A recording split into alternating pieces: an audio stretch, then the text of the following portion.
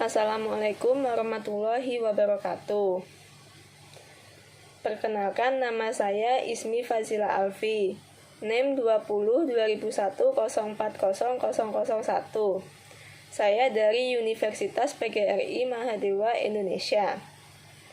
Kita akan langsung aja membahas materi bab pertama, yaitu pelajaran ekonomi di kelas 10. Materinya yaitu tentang bab konsep ilmu ekonomi. Akan ada materi apa aja sih yang akan kita bahas di pertemuan kali ini? Kita langsung saja lanjut. Jadi di pertemuan kali ini ada 4 pokok bahasan yang akan kita bahas. Yang pertama yaitu tentang ilmu ekonomi. Yang kedua yaitu tentang motif prinsip ekonomi.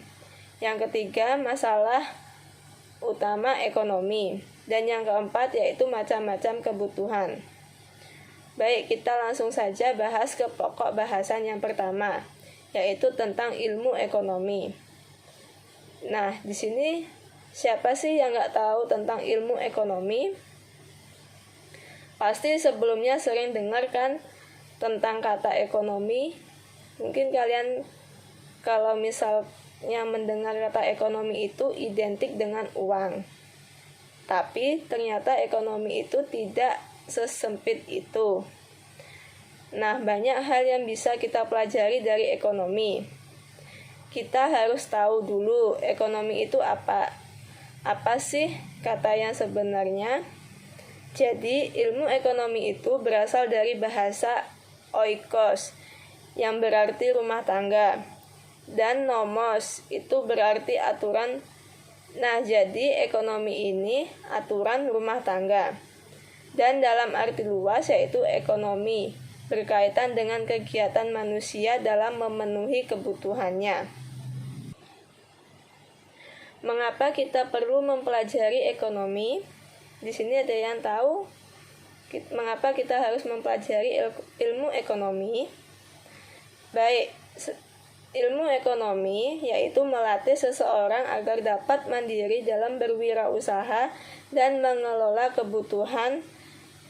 Kita harus mempelajari ilmu ekonomi supaya kita dapat mengatur perekonomian pribadi seperti menggunakan uang saku dengan hemat.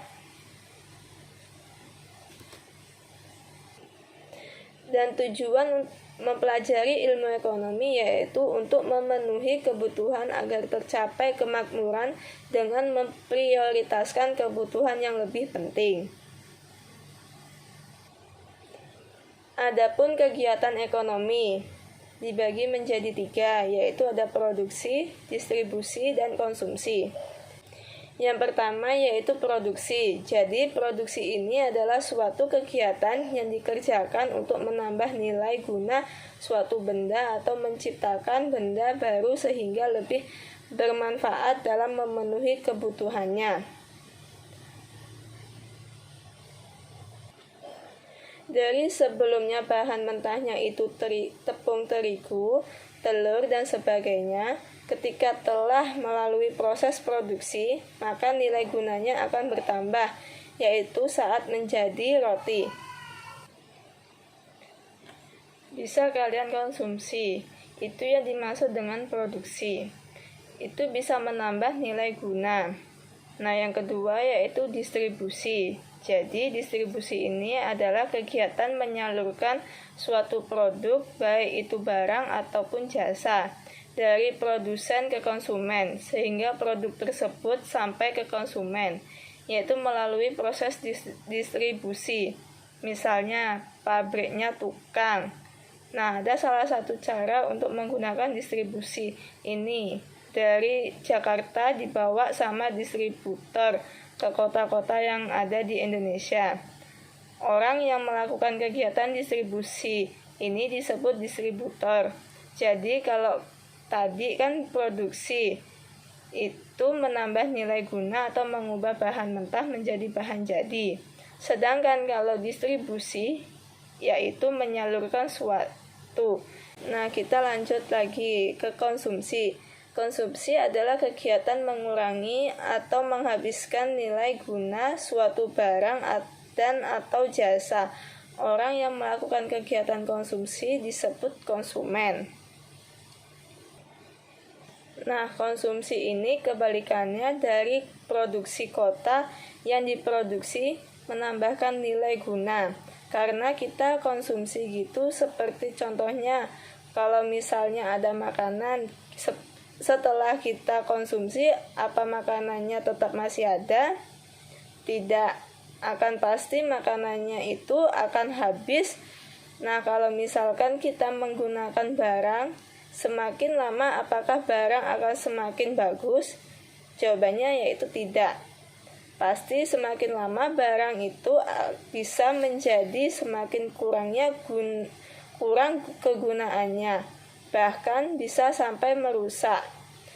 Nah, makanan kalau mengkonsumsi itu disebut sebagai mengurangi atau menghabiskan nilai guna. Orang yang melakukan kegiatan konsumsi itu disebut konsumen.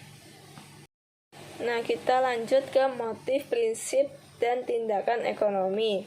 Nah, apa sih itu motif? Jadi, motif itu adalah alasan atau dorongan untuk melakukan sesuatu. Jadi, dalam melakukan sesuatu itu pasti ada dorongan. Nah, alasannya kenapa sih melakukan hal tersebut? Alasannya atau dorongan itu terbagi menjadi dua motif, yaitu yang pertama ada motif ekonomi dan motif non-ekonomi. Jadi, kalau motif ekonomi ini terdiri dari yang ingin memenuhi kebutuhan, memperoleh keuntungan, sedangkan motif non-ekonomi yaitu motif yang dilandasi ketulusan tanpa mengharapkan imbalan. Adapun prinsip adalah dasar atau asas seseorang melakukan tindakan. Prinsip ini berbunyi memperoleh hasil sebesar-besarnya dengan pengorbanan sekecil-kecilnya. Adapun tindakannya, tindakan adalah aktivitas atau kegiatan yang dilakukan oleh seseorang. Masalah utama ekonomi, yaitu kelangkaan. Hal ini adalah kesenjangan antara kebutuhan dan alat pemuas kebutuhan, sehingga ini dapat menimbulkan masalah ekonomi. Jadi, kalau ditanya masalah ekonomi itu apa sih? Yaitu kelangkaan. Jadi, langka ini pasti sering didengarkan. Melangkah itu misalnya kayak barangnya itu jarang. Ketika kebutuhannya banyak, kebutuhan masyarakat akan suatu barang itu banyak, sedangkan barangnya itu hanya sedikit, sehingga tidak semua masyarakat bisa memilih barang tersebut. Itu disebut dengan angka. Jadi sulit untuk dicari, sulit untuk ditemukan. Nah, penyebab kelangkaan ini ada beberapa. Yang pertama yaitu keterbatasan jumlah benda pemuas kebutuhan. Yang kedua, kerusakan sumber daya alam akibat manusia. Yang ketiga, keterbatasan kemampuan manusia untuk mengolah sumber daya. Yang keempat, pertumbuhan manusia lebih cepat dibandingkan kemampuan penyediaan sarana kebutuhan. Yang kelima, bencana alam. Yang keenam, perbedaan letak geografis. Yang ketujuh, pertumbuhan penduduk yang ketidakseimbangan. Yang kedelapan, kemampuan untuk memproduksi rendah. Yang kesembilan, perkembangan teknologi berjalan. Nah, tadi setelah kita tahu apa itu kelangkaan dan apa saja penyebab kelangkaannya, di sini kita akan membahas bagaimana cara mengatasi kelangkaan. Yang pertama yaitu membuat skala prioritas kebutuhan. Yang kedua, menemukan sumber daya alternatif. Yang ketiga, mengelola keuangan secara efisien. Yang keempat, memanfaatkan kemajuan teknologi. Yang kelima, memanfaatkan bahan substitusi. Yang keenam, mendaur ulang atau memanfaatkan kembali. Nah, jadi ini cara-cara mengatasi kelangkaan. Jadi membuat skala prioritas kebutuhan itu kita harus menentukan mana sih kebutuhan yang paling penting. Jadi kita tuh jadi manusia tidak boleh serakah agar tidak terjadi kelangkaan. Nah, selanjutnya bagaimana sih cara menyusun skala prioritas kebutuhan? Dan jadi urutan kebutuhan itu disusun secara berstruktur berdasarkan tingkat kebutuhan yang harus segera dipenuhi. Jadi mana dari yang paling penting? Nah, cara membuat skala prioritas yang pertama yaitu dengan menulis semua kebutuhan. Jadi kalian tulis dulu nih kebutuhan kalian apa aja sih? Kalian tulis dulu. Setelah kalian tulis semua kebutuhannya berdasarkan tingkat kepentingannya, jadi waktu pertama kalian tuliskan, kalian ingat-ingat nih kebutuhannya apa aja. Belum tersusun kan? Kemudian kalian baca lagi dan kalian susun mana yang paling penting sampai yang tidak terlalu penting. Kemudian yang ketiga, membuat catatan kebutuhan alokasi dana. Terjadi dari setiap kebutuhan itu berapa dana yang diperlukan. Dan yang keempat, yaitu memilih kebutuhan yang paling memberi manfaat secara opsional. Jadi misalnya kebutuhan kalian itu tidak terlalu memberikan manfaat, itu bisa dikesampingkan terlebih dahulu. Kemudian yang terakhir yaitu memenuhi semua kebutuhan sesuai daftar yang telah ditentukan. Jadi kalian harus berurutan dalam memenuhi kebutuhan itu, dari yang paling dalam memenuhi kebutuhan itu, dari yang paling penting, baru nanti setelah yang penting-penting terpenuhi barulah bisa memenuhi kebutuhan tambahan. Jadi kita harus ingat, kita tidak boleh serakah agar tidak terjadi kelangkaan. Agar bisa menyusun berbagai macam kebutuhan kita yang banyak itu, kita harus bisa membagi-bagi atau mengelompokkan kebutuhannya, mengurutkan kebutuhan yang mana yang paling penting sampai yang tidak terlalu penting. Jadi macam-macam kebutuhan menurut intensitasnya ini dibagi menjadi 3. Ada kebutuhan primer, kebutuhan sekunder, dan kebutuhan tersier. Apa sih keuntungan primer itu? Jadi kebutuhan primer ini adalah kebutuhan pertama yang harus dipenuhi oleh manusia untuk kelangsungan hidupnya. Jadi kalau misalnya kebutuhan primer ini tidak dipenuhi, ini bisa mengganggu kelangsungan hidup. Contohnya apa aja ya, yaitu makanan, minuman, dan pakaian, dan tempat tinggal. Coba kalian bayangkan, kalian tidak makan, minum, kira-kira kalian bisa bertahan hidup? Mungkin untuk beberapa hari bisa, tapi jika dilakukan dalam jangka waktu yang panjang, kalian pastinya tidak akan bisa bertahan hidup. Pasti akan terganggu. Kemudian yang kedua yaitu kebutuhan sekunder. Kalau kebutuhan sekunder ini sifatnya pelengkap, jadi setelah kebutuhan primer terpenuhi, barulah kita bisa menggunakan kebutuhan sekunder. Contohnya seperti peralatan elektronik, contohnya seperti gadget, televisi. Coba kalian tadi nih gak bisa beli makan dan gak bisa bertahan hidup kan. Nah kalau misalnya kalian gak punya gadget atau televisi, kalian masih bisa hidup atau nggak tetap bisa kan, karena barang-barang sekunder ini hanya pelengkap, bukan yang utama. Tapi yang utama itu adalah primer sampai sekunder, itu adalah pelengkap. Kemudian yang ketiga adalah tersier. Kalau tersier ini kebutuhan yang dipenuhi setelah kebutuhan primer dan sekunder terpenuhi.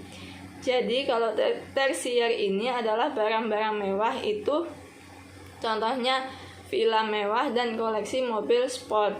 Jadi kebutuhan tersier itu bisa kalian penuhi ketika kalian berlebihan.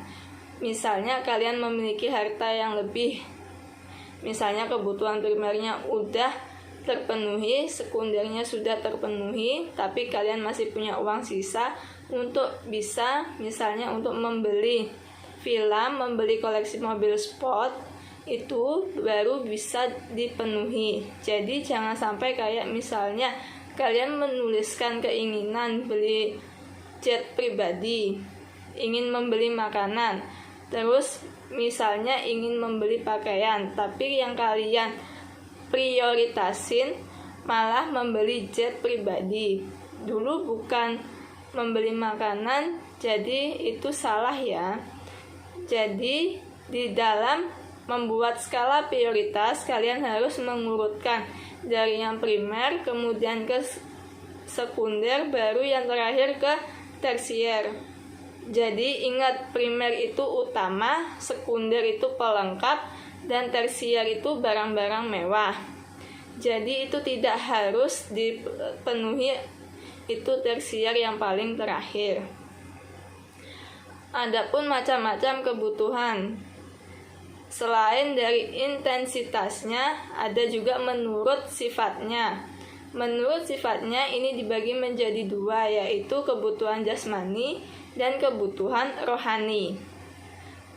Kebutuhan jasmani ini kebutuhan yang dibutuhkan oleh tubuh. Ini bisa dilihat, bisa diraba, bisa dirasakan. Manfaatnya contohnya seperti makanan dan minuman dan pakaian. Jadi kalau misalnya kebutuhan jasmani ini ada wujudnya, bisa kalian lihat. Sedangkan kalau kebutuhan rohani ini merupakan kebutuhan yang dibutuhkan oleh jiwa dan hati kita. Jadi ini kalian harus dipenuhi, tapi kalian tidak bisa melihat wujudnya. Contohnya kalau misalnya kalian berlibur, bisa melihat wujud nyatanya enggak seperti makanan atau minuman gitu? Kan jawabannya pasti tidak kan, tidak bisa. Tapi kalau misalnya berlibur tuh kalian nggak bisa kan. Tapi kalau misalnya berlibur, bisa kalian masakkan. Misalnya dengan liburan kalian bisa mendapatkan kebahagiaan gitu. Itu adalah kebutuhan rohani. Jadi ingat, kalau misalnya menurut sifatnya itu ada dua, jasmani dan rohani. Kalau jasmani itu dapat dilihat dan diwujudkan. Kalau rohani itu hanya dapat dirasakan, tapi wujudnya tidak terlihat. Kemudian ada subjek. Kalau menurut subjek itu ada individu dan sosial. Jadi kalau kebutuhan individu ini merupakan kebutuhan yang dibutuhkan oleh masing-masing orang menjadi individu. Ini masing-masing orang gitu. Jadi setiap orang kebutuhannya pasti berbeda-beda, gak akan sama. Contohnya kalau dokter itu membutuhkan stetoskop, kalau misalnya pelajar itu membutuhkan alat tulis, petani membutuhkan cangkul. Jadi ini individu akan berbeda-beda, tidak bisa digunakan bersamaan. Kalau misalnya sosialnya itu adalah kebutuhan bersama yang dapat dimanfaatkan oleh banyak orang. Jadi tadi berbeda ya dengan yang individu. Kalau individu itu digunakan oleh masing-masing dan setiap orang yang bisa berbeda-beda. Sedangkan kalau kebutuhan sosial itu tidak bisa digunakan secara bersamaan. Contohnya seperti rumah sakit, sekolah, puskesmas, dan jalan raya. Itu hal-hal yang bisa digunakan secara bersamaan. Gak mungkin kan kalau misalnya kalian itu individu gitu, pasti jalan itu bisa kita gunakan bersama-sama. Misalnya sekolah. Nah, sekolah itu kita gunakan bersamaan, tidak individu. Jadi itu adalah macam-macam kebutuhan menurut intensitas, menurut sifat, dan menurut subjeknya. Di sini saya ingin menjelaskan tentang soal dan pembahasan konsep dasar ilmu ekonomi, di mana ilmu konsep dasar ini merupakan hal yang paling mendasar dalam untuk kita membahas tentang ekonomi. kita langsung aja ke soal dan pembahasan. Yang pertama yaitu ilmu ekonomi merupakan film yang sistematis yang mempelajari tingkah laku manusia dan usahanya untuk mengalokasikan sumber daya yang terbatas untuk mencapai tujuan tertentu. Pengertian ilmu ekonomi tersebut dikemukakan oleh ahli. Ada yang tahu? Ahli siapa? Oke, sebelum kita tahu kalau masalah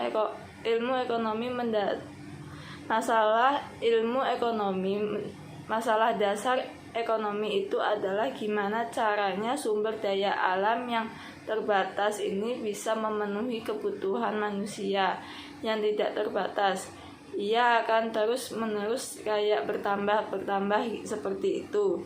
Jadi di nomor 1 ini yang menghubungkan itu adalah Adam Smith. Ahli yang mengemukakan pengertian ini adalah pengertian dari Adam Smith. Berarti jawabannya yaitu B. Soal yang kedua, contoh prinsip ekonomi dalam kegiatan konsumsi. Prinsip ekonomi apa prinsip ekonomi adalah bagaimana cara kita mendapatkan hasil yang maksimal, mungkin tetapi mengeluarkan modal ataupun tenaga dengan seminimal mungkin. Ini konsumsi. Konsumsi itu artinya kita membeli menggunakan produk, barang atau jasa di antara A, B, C, D, dan E yang merupakan salah satu prinsip konsumsi. Itu bisa D dan C. Makan sekali berarti itu konsumsi. Kegiatan konsumsi, tetapi karena tidak ingin cepat kaya, itu enggak termasuk prinsip ekonomi. Yang cepat kaya itu adalah motif ekonomi, masuknya yang gede lah, baru adalah pilihan yang cocok. Orang Natasha di koperasi kan harganya lebih beracun, karena menurut Natasha kalau dia beli di tempat fotokopi atau di tempat lain seperti di Gramedia, dia mungkin bakal mendapatkan harga yang mahal. Sama-sama buku, sama-sama bakal bagus, kok jadi ya beli di koperasi aja biar lebih murah pendapatannya. Itu jawabannya D. Soal yang ketiga, Niko berkuliah di setiap semester UKT. Niko berkuliah di masa depannya lebih baik. Yang dilakukan oleh Niko tersebut di sini untuk apa ya, impian yang melatar belakangi itu untuk masa depannya yang lebih baik. Jadi jawaban nomor 3 yaitu B. Motif ekonomi, gimana motif ekonomi itu adalah segala sesuatu yang mendasari seseorang itu melakukan suatu tindakan, yaitu jawabannya C, nomor 3. Nomor 4, ilmu ekonomi yang menjelaskan bagaimana suatu tindakan atau ekonomi itu terjadi ialah ilmu ekonomi. Ada 3 ilmu ekonomi. Yang pertama yaitu deskriptif. Terapan teori-teori itu dibagi menjadi 2, yaitu makro dan mikro. Teori ekonomi makro dan mikro, terapan itu bagaimana cara kita menerapkan menerapkan kegiatan ekonomi kita dalam sehari-hari. Yang ketiga itu adalah ilmu ekonomi deskriptif, yang merupakan jawaban dari nomor 4. Gimana ekonomi deskriptif? Ilmu ekonomi menjelaskan tentang gimana, kenapa suatu gejala itu bisa terjadi, apa penyebabnya, dan bagaimana solusinya. Itu terdapat di jawaban A. Nomor 5. Di bawah ini yang termasuk dalam kasus ilmu ekonomi internasional adalah dari A. Apakah termasuk ilmu ekonomi internasional? Tidak, ini adalah ilmu ekonomi moneter. Yang B yaitu interaksi antara desa dan kota, itu ilmu ekonomi regional. Yang C yaitu devisa negara Indonesia yang tidak cukup, itu adalah jawaban nomor 5, karena dia devisa negara Indonesia tidak cober keyboard dari negara lain. Yang B kayaknya pengangguran, itu ilmu ekonomi sumber daya alam. Dan yang E tidak termasuk dalam cabang B.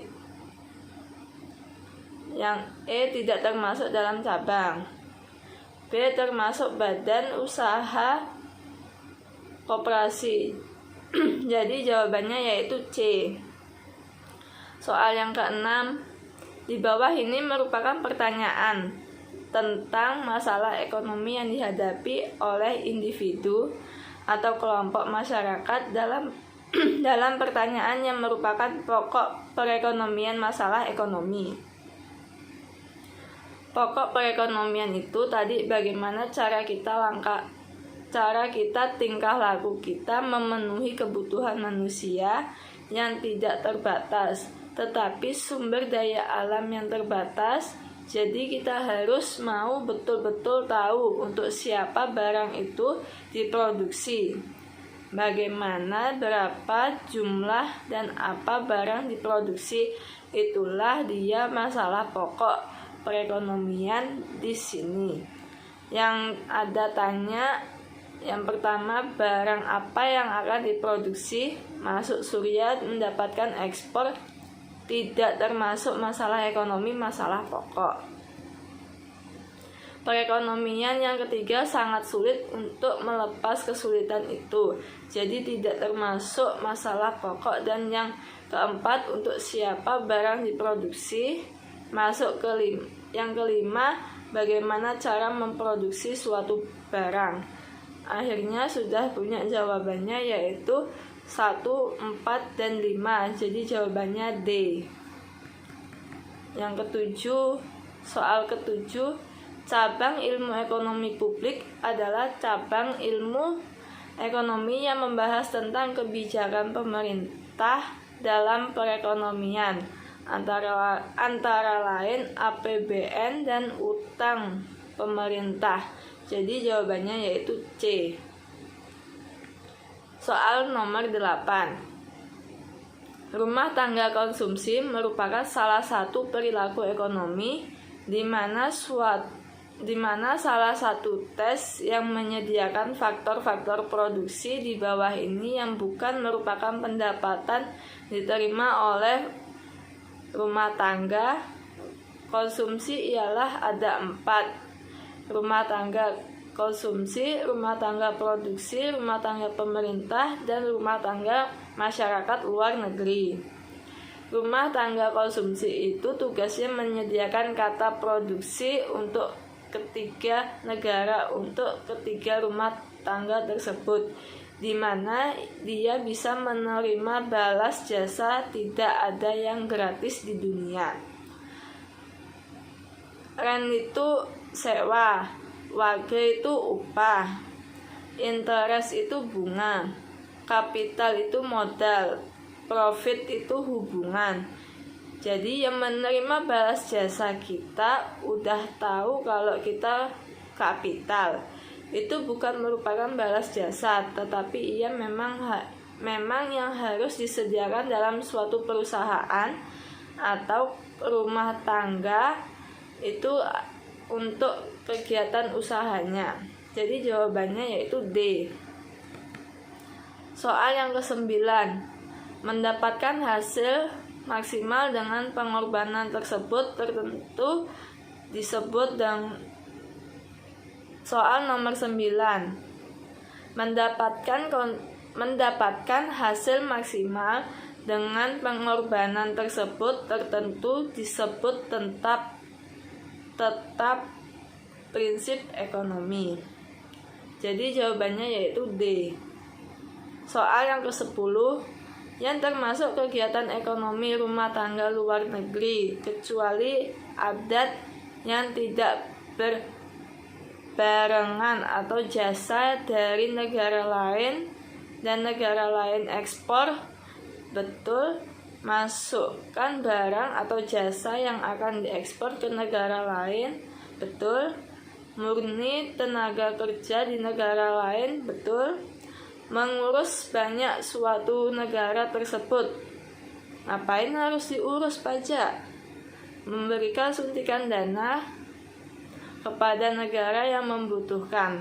Oke, berarti jawabannya yaitu D. Sekian dari penjelasan kami. Kami tutup dengan Prambe Santi. Om Santi Santi Santi Om. Assalamualaikum warahmatullahi wabarakatuh.